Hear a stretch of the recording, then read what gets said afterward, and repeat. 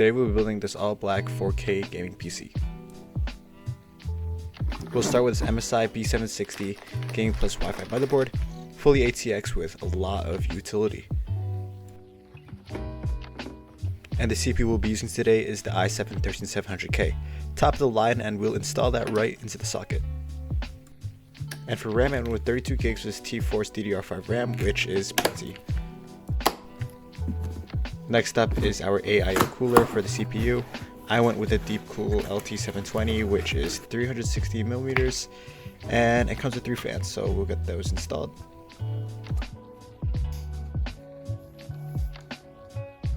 Once I install these brackets for the AIO cooler, it's time to bring the case out.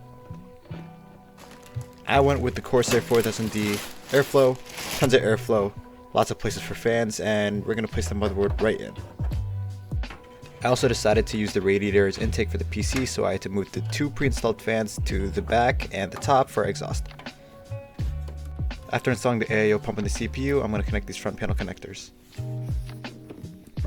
Next up, I'm installing the power supply.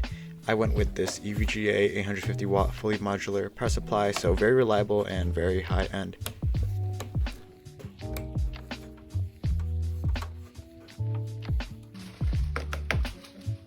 Next up, I'm installing the storage. I have 1 terabyte of this M.2, and usually I would have installed this earlier before I put the motherboard inside the case, but the part arrived later, so I'll just be installing it now.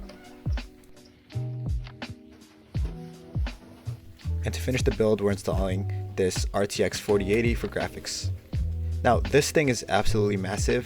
When I first installed it, I actually didn't think it was going to fit, but it fit just by a few millimeters.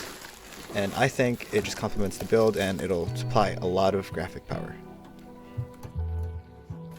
After supplying power to the graphics card, doing a little bit of cable management and screwing it in, we're finally done.